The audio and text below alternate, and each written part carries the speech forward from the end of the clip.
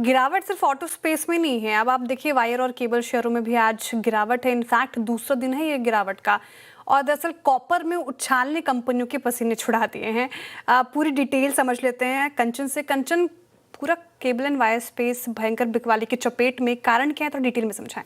जी, अगर wire and cable की बात करें तो वैसे तो ये हमेशा करंट ही पास करते हैं, लेकिन इस टाइम पे फ्यूज जो है वो उड़ता हुआ दिखाई दिया है। कॉपर इसके पीछे का सबसे बड़ा रीजन है। अगर पिछले 2 दिन की बात करी जाए तो जो शेयर्स हैं 10% तक की जो हमें गिरावट है वो यहाँ पे देखने को मिल गई है। पॉलीकैब करीबन 10 से 12% पिछले 2 दिन में गिर गया है। किया इंडस्ट्री, आराकाबेल और साथ में फिनोलेक्स केबल्स में भी भारी गिरावट जो है वो देखने को मिली है। जैसे कि आपने मेंशन किया कि जो कॉपर का कॉस्ट है वो हमें 2% तक उछलता हुआ दिखाई दिया है। पिछले 1 साल की बात करी जाए तो 15% का उछाल हमें यहां पे भी देखने को मिला है।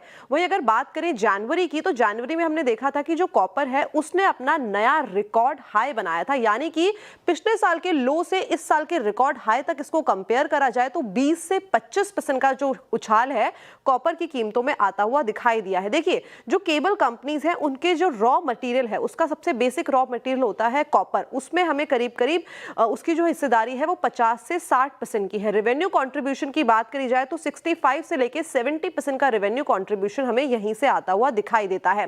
इसके बाद मार्केट में जो एनालिस्ट का व्यू है, इनफैक्ट एक ब्रोकरेज की रिपोर्ट भी आई है जेएम फाइनेंशियल की। इन्होंने बोला है कि इस तरीके से जो कॉपर के प्राइस है उसमें वॉलेटिलिटी अगर दिखती रही तो डिमांड में एक बड़ा रिस्क जो है वो आता हुआ दिखाई दे सकता है। इनफैक्ट जो कंपनी के मार्जिन्स हैं वो भी हमें डेंट खाते हुए दिखाई पड़ सकते हैं। फरवरी में अगर डिस्ट्रीब्यूटर डिमांड देखी जाए तो वो भी अपने लोअर साइड में ही देखने को मिली है। और इस टाइम पे जो डिस्ट्रीब्यूटर्स हैं वो फोकस कर रहे हैं रीजनल जो सप्लायर्स हैं और जो छोटे सप्लायर्स हैं, बिकॉज वहां से उनको जो माल है वो 8 से 10% तक सस्ता मिल रहा है। ईपीसी कॉन्ट्रैक्ट्स का जो कॉस्ट है वो कंज्यूमर में पास ऑन नहीं हो रहा, जिसके चलते जो प्रोजेक्ट्स हैं वो भी हमें रुकते हुए दिखाई दिए हैं।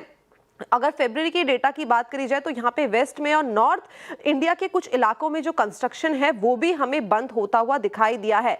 और यही नहीं बल्कि जो कॉम्पिटिटिवनेस है इस सेक्टर के अंदर वो भी जोरों शोरों से बढ़ती जा रही है। रिसेंटली हमने देखा था कि अल्ट्राटेक सीमेंट ने भी करीब करीब 1800 करोड़ का इस सेक्टर के अंदर इन्वेस्टमेंट किया है और अडानी एंटरप्राइजेस भी इसके अंदर जो है अपनी कदम लेके आ गया है। तो काफी सारे फैक्टर्स जिसके बाद ये गिरावट आ गई है।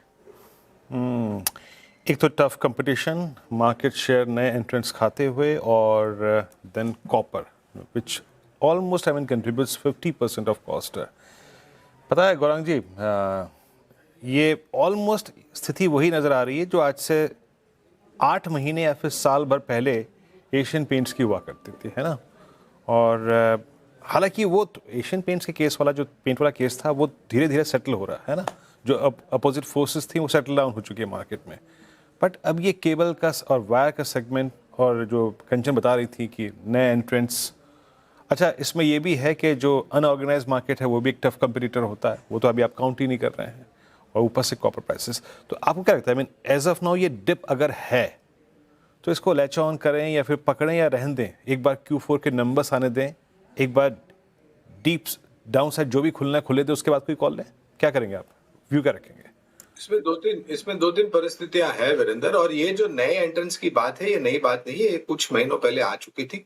और जो कंपनी उदाहरण के तौर पर ये क्षेत्र में पहले से उनके मैनेजमेंट में आकर के मेरे ख्याल से हमारी चैनल सीएनबीसी आवाज और सहयोगी चैनल पर टिप्पणियां करी थी कि केबल और वायर का जो क्षेत्र है मार्केट इतना बड़ा है कि और भी नए प्रतिस्पर्धी आएंगे तो वो मिलजुल के काम कर सकते हैं। इसमें किसी पहले लिस्टेड कंपनी को धराशायी हो या फिर उनके कामकाज में नकारात्मक असर पड़े, नतीजों पर नकारात्मक, उसकी परिस्थिति नहीं है, क्योंकि बहुत बड़ा मार्केट है, पहली बात। दूसरी बात, लागत खर्च जो ऊपर जा रहा है या फिर सप्लाई को लेकर के जो थोड़ी बहुत मुश्किलें का सामना करना पड़ रहा है, तो यहाँ पर ऐसा होता है कि पहले तो इन्वेंट्री कितनी है इनके पास, अलग अलग कंपनियों के पास अलग अलग इन्वेंट्री होती है और वो कितने दिन, हफ्तों या महीनों तक चलती है।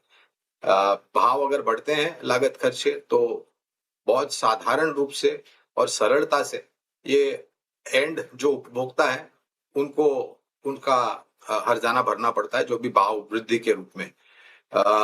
कौन सी कंपनियां हमारी खरीदारी की सूची में है इस क्षेत्र में, तो मैं एक और नाम जोड़ूंगा यहाँ पर जो आपके स्क्रीन में अभी फ्लैश हो रहे थे, उसके साथ हैवेल्स इंडिया को भी जोड़ना चाहूंगा। हालांकि हैवेल्स इंडिया के पास बहुत सारे प्रोडक्ट्स है, केबल वायर्स एक दूसरा प्रोडक्ट है उनके पास, और एयर कंडीशनिंग वगैरह, अप्लायंसेस, वाइट गुड्स अप्लायंसेस वगैरह। तो हैवेल्स इंडिया के साथ साथ फिनोलेक्स केबल्स, केईआई इंडस्ट्रीज और पॉलीकैब, ये कुछ नाम है जो हम पर हमारी रिसर्च टीम से के द्वारा बुनियादी तर्क के आधार पर खरीदारी की राय है। इस खबर को लेकर के शायद थोड़े समय तक वीरेंद्र दबाव रह सकता है, वो निर्भर करता है कि परिस्थिति कितनी लंबी चलती है। लेकिन एक वास्तविकता ये भी है कि अगर ज्यादा दबाव आया मार्जिन पर, तो उपभोक्ता है जो आखिर में इसका हर्जाना भर देंगे।